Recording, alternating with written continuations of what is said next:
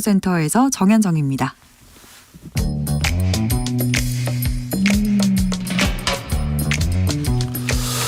오늘의 정치권 상황 깔끔하게 정리해드립니다. 여당 야당 크로스 최가박과 함께 최가박당.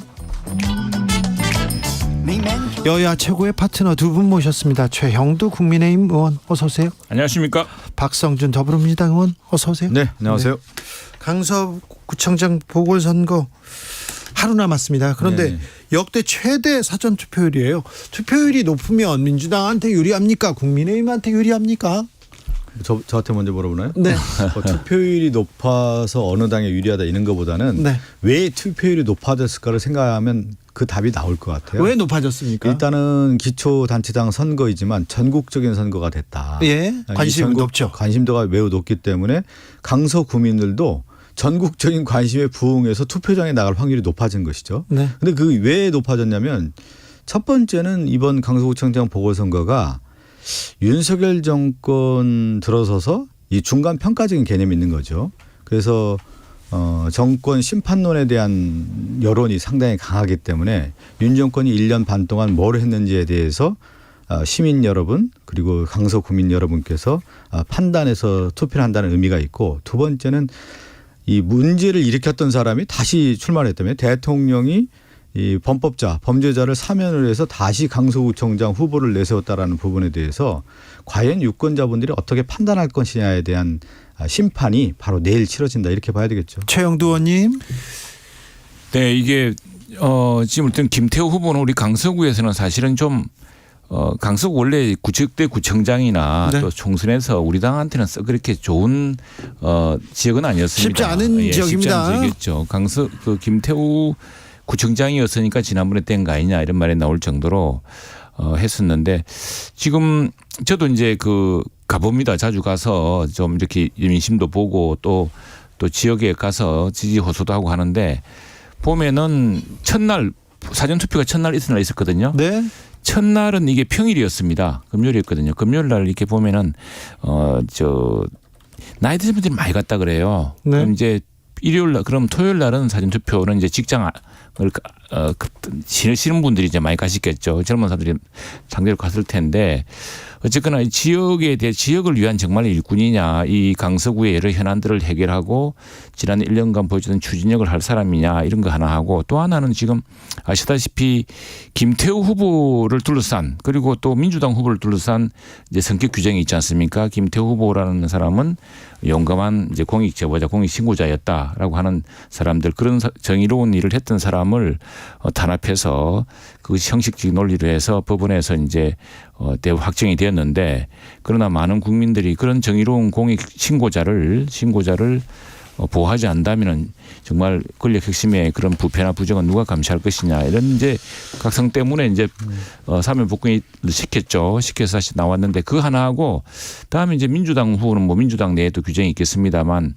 이것 때문에 누가 정의로운 사람이냐, 또 누가 정말 이 지역을 살릴 네. 또 그 지역 일꾼이냐라는 걸 둘러싸고서 주민들의 관심이 높은 것 같습니다. 지난번에도 우리 최영두 의원님이 팩트 체크를 제대로 안 해서 제가 말씀을 드렸는데, 이 공익 제보자가 아니라는 거예요. 대법원 판결에 나왔기 때문에.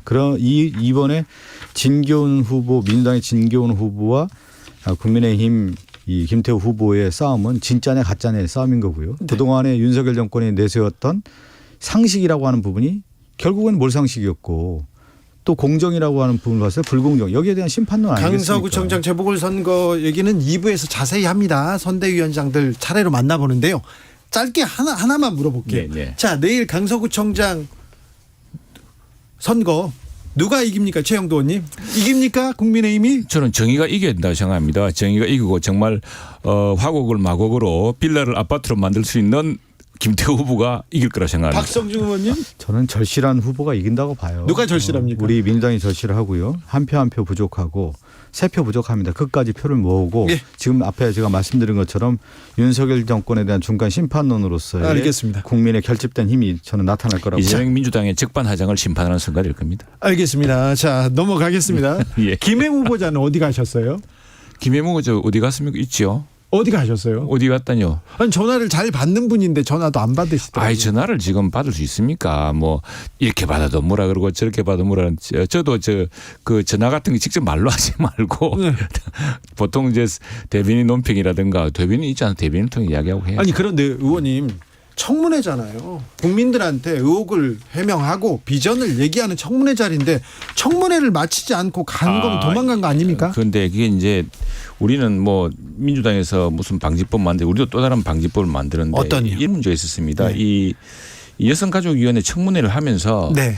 너무 민주당의 그 민주당 출신의 여가 위원장 권인숙 위원장. 위원장하고 이쪽에서 너무 일방적으로 뭘 스스로 물러나라든가 뭐 이렇게 해서 압박을 하니까 당시에 이제 우리 당 후보들이 이건 편파적이지 않나 이렇게 할 수 있느냐 그래서 이제 대장하면서 같이 대장했던 모양인데 그걸 가지고서 이걸 출행날 쳤다 그러고 뭐 이렇게 하니까 이게 지금 상임위원장의 그 일탈과 횡포가 너무 심하다 이렇게 해서 지금 이 진실을 좀 더 상세히 봐야 될 이야기입니다. 그리고 지금 정말로 지금 우리가 생각하는 것은 아니 청문회를 해서 하나하나 이렇게 다 밝혀야 될 문제인데 아니 청문회를 한 중에 너는 안 되니까 무조건 물러나라 나가면 아웃이다 들어오지 마라 뭐 이렇게 되는 것이 이게 정상적인 청문 절차입니까? 저는 최영두 의원님이 과연 그 당시 김행 후보자 인사청문회를 보고 얘기하시는 거예요? 도망갔잖아요. 뭘 도망을 가요? 주행날 쳤지 않습니까? 야당 의원들이 아니 제가 얘기하고 말씀하십시오. 뭐 야당 의원 탓하기 전에 후보자 아닙니까? 아니 내보고 국민을 바라보고 물어보고 아니, 말도 못하게 이거 청문회를 이런 식으로 해요. 아니 국민 물어봤잖아요. 아니 국민들 앞에서 참. 국민을 대신해서 의원들이 청문회에서 네. 그 의혹의 문제라든가 개인의 어떤 능력의 문제라든가 도덕성에 대한 검증을 하는데 불리하니까 도망간 거 아닙니까? 주랭난 친 거고. 지금 왜 전화를 안 받겠어요? 김행 후보자가. 주랭난 친 거에 대해서 모면하고자 하는 그런 모습 아닙니까? 출구를 지금 모색하고 있겠죠. 지금 국민들이 바라볼 때 김행 후보자를 장관 후보자 자격이 있다고 보니까 후보자 자격도 없는 거 아니겠습니까? 이 국면에서 뭘 얘기를 하겠습니까? 더 이상. 저는 여기서 대통령이 만약에 강행을 한다고 하면 국민의 저항이라든가 이 국민의 심판이 더욱더 거셀 거라고 봅니다. 그런데요. 유인촌 장관 후보자 김행 후보자 주랭랑하면서 유인촌 장관이 그냥 얼떨결에 지금 넘어갔는데 이거 말이 됩니까 이것도? 신원식 장관 후보자도 마찬가지고. 아니 제가 보기에는요 신원식 장관 후보자나 장관이죠. 신원식 장관이나 유인촌 저는 장관이라고 장관. 하기도 좀 그래요 지금. 그래요? 예. 아니 근데 무슨 뭐 자격이 있습니까 지금? 이 부분을 더 잘 따졌어야 되는데 지금 김무행 후보자만 이제 그 영상 자체가 너무나 파격적이었죠. 충격적이었죠. 장관 후보자가 인사청문회를 박차고 도망가는 모습 자체가 너무나 충격적이기 때문에 다른 후보자 신원식 후보자라든가 유인촌 후보자의 개인 신상의 문제 얼마나 컸던 문제입니까? 뭐 블랙리스트 문제라든가 블랙리스트가 있었는데 없었다고 얘기하는 거짓 증언을 했던 사람인데 그걸 장관을 임명한다는 게 말이 되는 거고. 뭐 신원식 말만 말이고 아이고. 신원식 장관 같은 경우는 그 언행 자체가 국방부를 지키는 게 아니라 국방을 해치는 사람 아니었습니까? 누가 어떻게 이런 사람을 임명을 합니까? 아니 그 무슨 민주당 전직 대통령에 대해서 무슨 말했다고 사과하지 않았습니까? 그리고 이 국방을 지키는 것은 네. 예 이건 정말로 그 국방 일선에서 국방의 현장에서 야전에서 또 작전에서 기획에서 해본 사람이고 지금 안보 상황이 얼마나 심각합니까? 신원식 국방부 장관은 이렇게 예. 넘기고요. 예. 유인촌 장관은요. 예. 블랙리스트가 있는데 없었다 이렇게 얘기하고. 있었으면은 그 이전에 그냥 넘어갔겠습니까? 그 사안을 그 이야기하지 않았습니까? 그리고 그 무슨 블랙리스트 백성가 그게 보더라도 네. 유인촌 장관이 직접 문화체육부에 했다기보다는 당시에 국정원이 뭘 좀 했던 것 같다. 그게 이렇게 이제 말하자면 그 언급됐던 것으로 이제 올봤던 건데 아니 그게 사실이었으면 당시에 그렇게 뭐 이렇게 전직 대통령까지 다 구속시킨 마당에 장관 하나를 그냥 가만히 뒀겠습니까? 그러니까 그건 사실은 아니 민주당은 뭐 하나 낙인 찍어 놓으면은 그 낙인에서 뭐 전혀 벗어나지 않고 그 입증도 못 하면서 계속 같은 말 되풀이하고 같은 말 되풀이한다고 그게 진실이 됩니까? 이 윤석열 정권은 그런 특징이 있는 거예요. 거짓을 계속 반복적으로 하면은 이것이 자기들의 어떤 진실로 포장할 수 있다라고 하는 거짓이 그런 진실을 이깁니까? 신뢰를 하고 있는 것 같아요. 진실이 바이든 날리면부터 시작해서 모든 진실을 엎고 자기들이 우기면 이것이 덮어지고 그냥 넘어갈 거라고 생각하는데 지금 국민들의 민심에서 차곡차곡 쌓이는 거 아니겠습니까? 윤인천 장관도 제가 지난번에 여기 최영두 의원과 방송하면서 이미 문화예술, 문화강국 이런 새로운 시대를 열 수 있는 장관 후보자가 나와야 되는 건데 15년 전에 그것도 이명박 정부에서 실패했던 장관을 다시 윤석열 정권에서 임명한다? 이걸 국민들이 납득할 수 있겠습니까? 민주당은 뭐 매사를 그 지록임하고 짐서봉대 이렇게 해가지고 모든 세상이 자기 저 눈에 안 맞으면 모두 지록임하는 누가 하는 겁니까 도대체? 이렇게 하니 도대체 뭐 민주당 말만 듣고 세상을 다 판가름할 수 지금 있습니까? 지금 저 자기 반성하시는 거죠. 지록임하라고 지금. 자기 반성하잖아 지금 민주당 네? 그 무슨 자기 반성하시는 거 같아요. 단시간 사람이 벌떡 부활해가 그렇게 나타나는 것도 참 신기한 현상이고 나는 뭐 세상에 민주당 일을 잘 이해할 수가 없어요. 그리고 또 하나 내가 어제 우연찮게 밤늦게 채널 돌리다가 전원일기 보니까 유인촌 딱 나오대 보니까 용식이. 예. 옛날에 국민 배우고 지금 이제 민주당이 저 압도적인 다수인 국회에서 비판할 건 비판하고 견제할 거 하면서 좀 좋은 문화정책 제안해서 국민 배우를 바탕으로 해서 키워보세요. 없는 사실을 만들어서 어떻게 거짓이 진실이 이깁니까? 수석에서 그런 얘기 안 들으셨어요? 진실이 거짓을 수석 다닐 때 민심 안 들었어요? 아니 어떻게 이렇게 사람이 없냐. 해도 너무나 차타 이런 사람 찾았냐. 이런 얘기를 하는데 그 민주당 좀 이야기지. 그걸 들으세요 좀. 민주당 일부 이야기죠. 국민의힘으로 가볼게요. 얘기 아니에요. 부산 3선 해운대갑 3선 하태경 의원이 자 수도권에 출마하겠다 이렇게 선언했습니다. 네. 국민의힘에서는 어떤 반응입니까? 내부에서는 우리 뭐 박수영 여의도 연구원장이 우선 환영하고 여러 사람 환영하는 분위기겠죠. 그리고 당 지도부도 어떤 참 큰 결단이다. 왜냐하면 하태경 의원이 해운대에서 물론 해운대가 부산이라고 하지만 해운대도 상당히 굉장히 젊은 사람이 많아서 뭐 우리 당으로서는 그냥 영남 텃밭이다 하기는 어려운 곳입니다. 거기서 지난번에 부산에서 압도적인 다수표로 됐는데 이 하태경 의원 이야기를 들어보면은 본인은 이전부터 이제 내가 삼선까지 했으면은 사실 12년이면 10년을 넘게 한 거 아닙니까? 네. 그러면 그때까지는 어떤 지역에서의 자기 역할 공약이 끝나는 것이고 그렇게 했으면은 예컨대 지방자치단체장도 3선으로 제안을 하지 않습니까? 왜? 새로운 어떤 신진 대사를 위해서 이렇게 하는 것인데 본인이 항상 오래된 소신이었던 것 같아요. 소신을 이제 밝힌 것이고 그 소신에 대해서 참 못마땅한 사람들은 폄하하는 사람도 있는데 그건 또 무슨 뒤틀린 심산인지 모르겠습니다만은 어쨌거나 스스로 용감하게 수도권을 택하고 누구나 자기가 정하지 않고 당에서 되는 대로 가겠다고 한 거는 우리 당으로 볼 때는 참 큰 결단이고 그 당 내부에서 크게 신선한 충격을 받아들이고 있습니다. 그 하태경 의원이 이제 부산을 떠나서 뭐 서울 출마 얘기가 나왔는데요. 개인적인 어떤 뭐 상황을 떠나서 이거는 정책 함의가 있어요. 원래 이제 그 쇄신이라고 할 때 그럼 쇄신은 어디서부터 보통 출발하냐면 집권당부터 출발하거든요. 왜냐하면 그 힘이 있기 때문에. 근데 그 쇄신이라고 하는 것은 결국은 혁신 경쟁으로 가는 거. 혁신은 인물 교체 아니겠습니까? 그러면서 새로운 바람을 일으키는 건데 아마 이제 하태경 의원이 이렇게 되면서 집권당 안에서도 쇄신, 인적 쇄신. 새로운 출마에 대한 어떤 가능성이 있는 인물들을 만들어내고 그것이 이제 경쟁으로 가면 그것이 어떻게 되냐면 여의도에 또 다른 바람이 이렇게 동력으로 되죠. 동력으로 오고 민주당도 그렇게 갈 수밖에 없는 상황으로 이제 가고 그것이 또 어떻게 되냐면 저희들도 언론 출신이지만 언론이 제일 좋아하는 기사예요 이게. 그렇죠. 누구는 안 나온다더라, 누구는 어디로 간다더라, 또 험지 출마한다더라 그렇게 해야 된다. 기득권을 내려놓는다. 이렇게 하면서 분위기가 만들어지는 건데 이미 이제. 하태경 의원의 시작으로부터 출발할 수 있다라고 하는 것을 볼 수가 있고. 그렇죠. 그런데 왜 홍준표 시장은 선당 후사라기보다는 제 살 길 찾는 것이다 얘기하소. 제가 아까 개인적인 상황을 떠나서 얘기한다고 했잖아요. 개인적 상황은 뭐냐면 부산에서 출마할 수 없겠죠.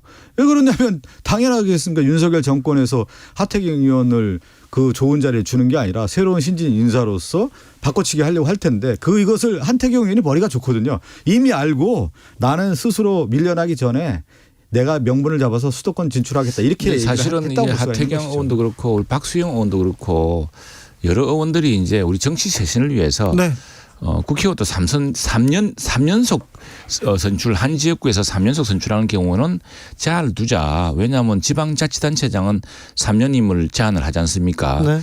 이런 걸 사실은 그 21대 국회 초기에 법안을 발의하려는 움직임이 있었는데 그때 이제 중진들이 또 삼선이 많지 않습니까? 아니 이게 이 이 못을 박아버리면은 삼선들이 시작하자마자 이제 아무리 역할을 못한다. 이 사람은 떠날 사람이다 돼버리면은 그래서 그 당시에 이제 그런 거 제동 때문에 했지만 오랫동안 나왔던 이야기고 사실은 민주당이 지난번에 그런 룰이 지금도 있는지 모르겠습니다만 상당 부분 수도권에서 선전하고 크게 쇄신했던 것 중에 하나는 네.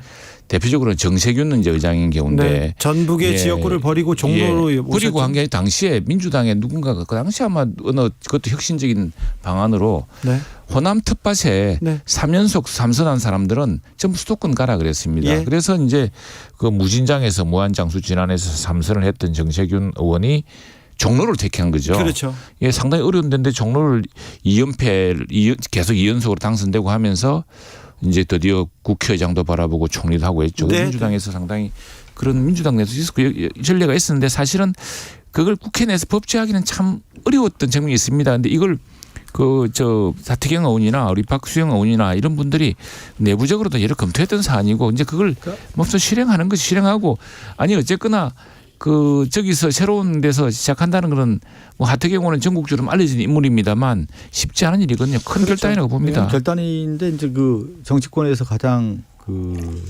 이제 큰 흐름은 결국 이제 총선에서 누가 더 혁신하고 그렇죠. 뼈를 깎고 쇄신하고 내려놓느냐에 예. 대한 것을 가지고 이제 국민들이 판단하는 경향이 커요. 역대 예. 선거 모든 선거가 다 그랬습니다. 맞아요. 근데 그 주도권은 어디서 원래 출발하냐면 집권당이거든요. 집권당은 줄 자리가 많기 때문에 총선 안 나오더라도 너 어디 가 그러면서 거기에 새로운 인물을 하면서 교체하면서 이렇게 그런 힘들을 발휘하게 되는 거. 그것을 이제 하태경 의원이 잘 알았을 것 같고요. 그래서 네. 먼저 선제적으로 했어요. 서울로 이제 선택을 했다고 볼 수 있습니다. 이제는 민주당한테 숙제가 이제 돌아옵니다. 아니 이거는 이제 같이 가는 수밖에 없는 거예요. 그렇죠. 국민의힘이 네. 이제 그런 쇄신 우리는 경쟁. 이미 이제 예를 들어서 우상호 의원이나 홍익표 의원도 지금 원내대표지만 그렇죠. 예, 자신의 예. 가장 좋은 지역이었던 중구 성동갑 제 옆 지역구입니다. 제가 중구 성동 그렇죠. 을인데 그 지역을 이제 벗어나서 네. 가장 어려운 서초로 가지 않았습니까? 예. 그것이 우리는 원내대표의 좌장이라고 하는 홍익표 원내대표가 그 모습을 보여줬고 이미 우리는 보여줬다는 거죠. 우상호 의원 이미 이제 불출마 선언을 하지 않았습니까? 그 가운데에서 이제 여당인 국민의힘의 하태경 의원이 물꼬를 탔다고 볼 수가 있는데 이거는 조금 더 거셀 가능성이 있죠. 그렇죠. 거세질 가능성이 크죠. 네. 쇄신 경쟁은 어떻게 이어질지 좀 지켜보겠습니다. 한동훈 장관이 예술의 전당에서 공연을 봤나 봐요. 네네. 네, 뉴스가 많이 나왔던데 박성준 의원님 공연 볼 수도 있죠. 아니 저는 이제 한동훈 장관의 행보를 쭉 보면은 네. 총선에 출마하려고 이미 마음을 먹었다고 봐요. 총선 행보로 보십니까? 네, 왜 그러면 개인적으로 봤을 때 이미 적을 너무 많이 쌓았거든요. 민주당 의원들과도 적이 많고 자기의 어떤 생존 본능으로 볼 때는 결국 국회로 들어와야만 자기 정치적 역량도 발휘하고 추후의 정치적인 포석이라고 할까요? 둘 수 있기 때문에 하나하나 행동을 볼 때는 이미 정치를 하려고 맘먹고 하고 있다 이렇게 보고 지금 장관으로서 국회 올 때마다 그렇게 마이크를 네. 이렇게 거의 독점하고 있는데요. 지금 정치를 하고 있는 거 아닙니까? 이미 정치를 하고 있는데 그런데 이제 장관이라는 타이틀을 넘어서 국회로 들어와야만 한동훈 장관이 어떻게 보면 살아남을 가능성이 있는 거죠. 그렇지 않은 경우는 상당히 최영도 폭풍이 의원님. 클 겁니다. 참 이렇게 일거수일투족이 주목받고 이런 걸 보니까 예. 역시 큰 인물입니다. 그래서 지금 우리 땅의 큰 차세대 기대주이기 때문에 뭐 총선이든 뭐 다른 최영도 것도 있겠죠. 그런데 아니 세상에 아니 이분이 저 한동훈 장관이 알고 보니까 과거 학교 다닐 때 오케스트라 동아리에서 활동했을 정도로 이 클래식의 그 조예가 있나 봅니다. 관심이 있고 조예가 있고 또 런던 필하모닉 얼마나 유명한 상당히 서민 정치하고 일입니까? 거리가 멀군요. 영국을 대표하는 유서 깊은 아니 서민 정치하고 서민 정치는 서민 정치를 하고 아니 서민 정치를 할 클래식하고 수가 문화도 있을까요? 고급 문화도 해야죠. 우리 이런 참 문화 창달을 해야 되는 우리 박성주 의원님이 아니 난 참 역시 우리 한장관 난 인물이다 생각이 됩니다. 이렇게 한번 이렇게 예술의 전당 공연 구경 가도 이렇게 큰 뉴스가 되고 하니 참 부럽습니다. 부러워. 함축적 의미가 있는 거예요. 내일 보궐선거 결과에 따라서 국민의힘 지도체제가 흔들릴 텐데 그 흔들리는 가운데 새로운 인물들을 부상할 수 있지 않겠습니까? 흔들릴까요? 지도체제가 내일 선거 결과에 따라서? 흔들리겠죠. 흔들리고 네. 흔들릴 수밖에 없는 거고 그거를 어떻게 그대로 가겠습니까? 만약에 10월이 아니더라도 이 올해 안에는 지도 체제가 바꿀 수밖에 없는 국면으로 가겠죠. 뭐 물갈이를 해야 되지 않겠습니까? 국민의힘도. 서울 지역 구청장 중에 하나인데 그렇게 그렇을 수도 있지 이렇게 생각할 수도 있지 않을까요? 가볍게 생각하시고 그렇게 쭉 가시면 좋겠습니다. 저도. 국민의힘이. 그렇죠. 어떤 강서구청장은 사실 우리 당으로서는 김태호 후보 아니면 이기기 힘든 것으로 보고 우리는 사실 경선을 했습니다. 민주당은 누가 어떻게 그 사람을 뽑을지 모르지만 낙하산을 했고 우리는 내부 경선을 해가지고 그 해보니까 그 강서구가 사실 우리 당한테는 썩 그렇게 유리한 지역 선거구는 아니었는데 그 선거 지난번에 이겼고 또 1년 동안 구청장을 했고 또 뭐 정의로운 공직자였다 이런 것들이 이제 한꺼번에 지금 강서구 시민들의 기대를 모을 거라 생각을 합니다. 정태환님께서 여러 말 할 거 없습니다. 내일 투표 결과 보면서 여야 모두 국민의 근엄한 뜻을 가슴 깊이 새겨 주십시오. 진 당에서는 반성하고 쇄신해야 되겠고요. 이긴 당도 잘해서 그런 거 아니다. 이렇게 국민들이 네. 그래 좀 잘해라 이렇게 지금 준엄하게 얘기하고 있습니다. 자. 국정감사 시작됐습니다. 예. 자, 국정감사는 야당의 시간이지 않습니까? 네. 자, 민주당은 어떻게 준비하고 있습니까? 그렇죠. 오늘 제가 이제 정무위에서 국무조정실 국정감사를 하고 있는데 네. 지금 윤석열 정권의 특징 중에 하나가 보면 자료 제출 제대로 안 해요. 자료를 안 줘요? 예를 들면 그 총리실에 있어서 이전 전에 얘기 좀 들어. 아니 뭐 사전 제가 뭘 얘기하면 이렇게 최영두 의원님은 이렇게 방해 공작을 하는 거예요. 국민의힘이. 좋아해서 그래. 좋아해서 하는 거예요. 네. 물어보고 아까 뭐 정정당내 자료 제출하고 저는 이제 국무조정실 윤석열 정권의 국정 기조와 관련된 부분들을 했는데 저는 좀 걱정되는 부분이 있어요. 오늘도 어떤 얘기를 하냐면 모든 경제 상황이 어렵기 때문에 상저하고라고 하는 국민의 윤석열 정권의 경제 상황에 대한 인식이 잘못됐다라는 지적에 대해서 받아들여야 되는데 아직도 상저하고를 주장하고 있단 말이에요. 하반기 경제뿐만 아니라 내년까지 상당히 내년에도 더 어렵다는 얘기 아니면 거기에 대해서 대책들을 내놓으라 어떻게 할 거냐 이런 얘기를 하는데 여전히 상저하고를 고수하고 있는 것이 저는 상당히 큰 문제가 말씀드릴게요. 그건 오늘 산업통상자원중기벤처위원회 국정감사에서 제가 이제 장관과 질의한 건데 사실은 지금 민주당이 오랫동안 걱정했던 것이 뭐냐 우리가 한미동맹이 강화되니까 한중국이 안 나빠지고 한미동맹을 강화했는데도 반도체 수출은 제한하고 해서 어려워졌지 않았느냐. 그리고 한미동맹 강화하고 우리는 한미동맹을 위해서 많이 투자를 했는데 IRA 법 만들어서 우리 수출을 자동차 수출 막지 않았냐 했는데 지금 이제 실제로는 칩스 액트하고요. 반도체법, 과학법 있지 않습니까? 여기에서 우리 한국 기업들이 SK 하이닉스랑 삼성전자가 투자할 수 있고 확장할 수 있도록 굉장히 미국이 한미동맹의 신뢰를 바탕으로 많은 재량을 주었습니다. 또 두 번째는 우리 걱정했는데 IRA 법 발효 이후에도 지금 미국에서 우리 한국 전기차 잘 나가고 있습니다. 지금 전기차 수출에서 최고치를 기록했거든요. 그래서 사실은 하반기에 근데 지금 중동발 이런 게 나타나서 좀 사실 좀 예기치 않은 상황이 많은데 잘 준비해야 됩니다. 하반기가 조금 나아지고 있는 사실입니다.